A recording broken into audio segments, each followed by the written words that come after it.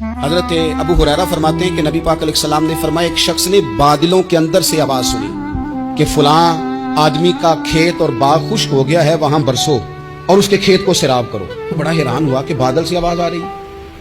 پھر اس نے دیکھا کہ ایک پہاڑی پر بارش ہوئی، وہ بادل وہاں برسا، پھر نالیوں سے ہوتا ہوا پانی ایک طرف چلا۔ تو جس نے آواز سنی تھی، حضور بیان کر رہے ہیں، وہ بھی پیچھے پیچھے چلا کہ پانی کدھر جا رہا ہے۔ اس نے جا کے دیکھا کہ ایک مقام پہ ایک باغ کو وہ پانی لگ رہا ہے اور ایک آدمی وہ پانی لگا رہا ہے۔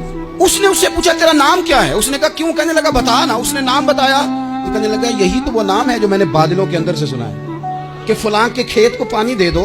اس نے کہا یار تو کیا عمل کرتا ہے کہ اسپیشل تیرے لیے بارش برسے؟